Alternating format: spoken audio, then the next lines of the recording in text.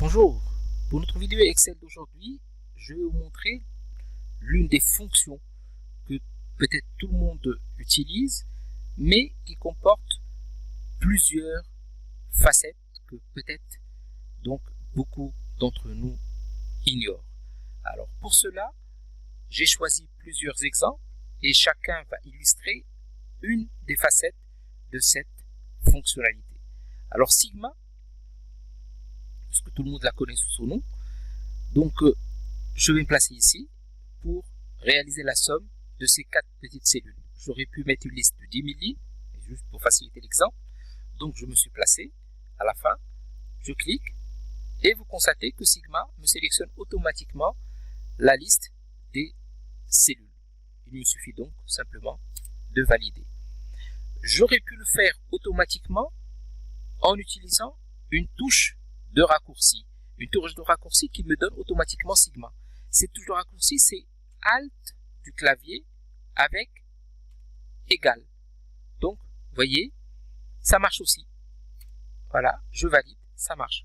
Donc là, je pourrais dire que Sigma me fait la somme automatique d'une sélection ou d'un ensemble de cellules.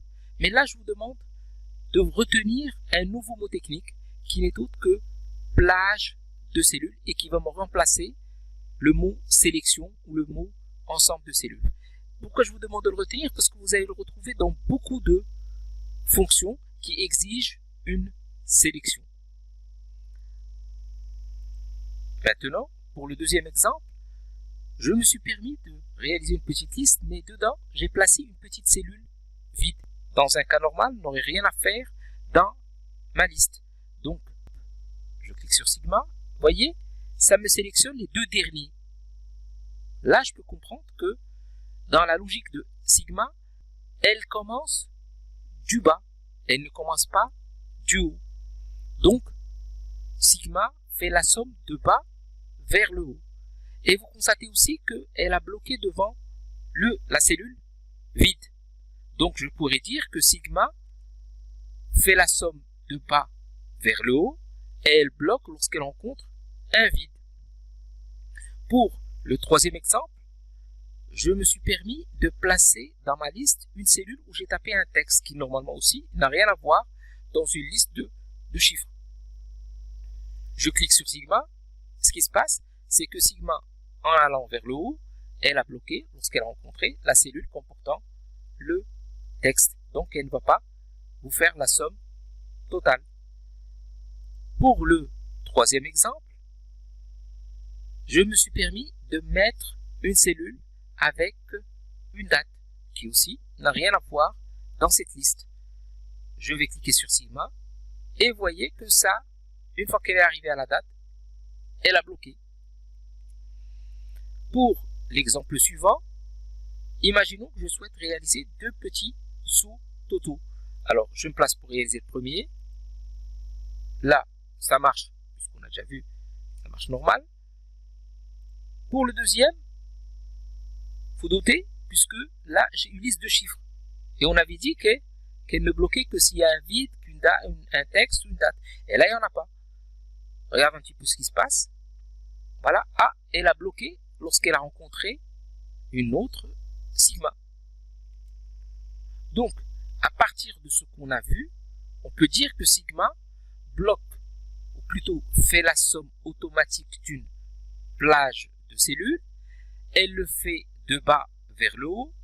Elle bloque lorsqu'elle rencontre une cellule vide. Elle bloque lorsqu'elle rencontre une cellule avec un texte. Et elle bloque lorsqu'elle rencontre une cellule avec une date. Et finalement, pour le dernier exemple, elle bloque lorsqu'elle rencontre une cellule avec Sigma.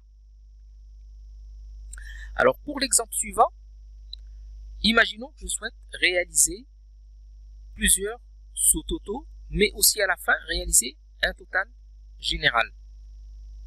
Je me place pour faire le premier, je clique sur Sigma, je valide, j'ai mon total, c'est bien. Pour le deuxième, je clique, je valide, je le savais, et donc ça, parce que ça a bloqué, on l'a déjà vu, elle bloque parce qu'elle a rencontré Sigma du premier sous-total.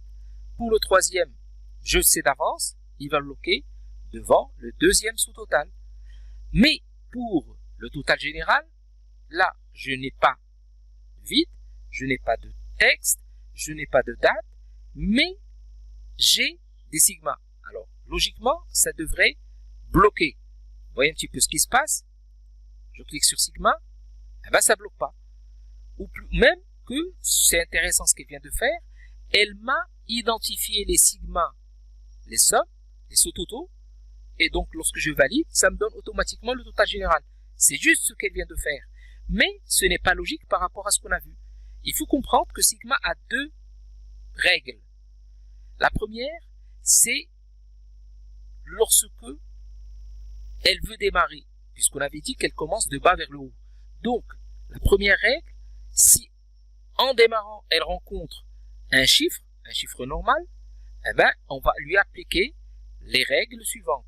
Si tu rencontres donc dorénavant un vide bloc, un texte bloc, une date bloc ou une autre sigma bloc.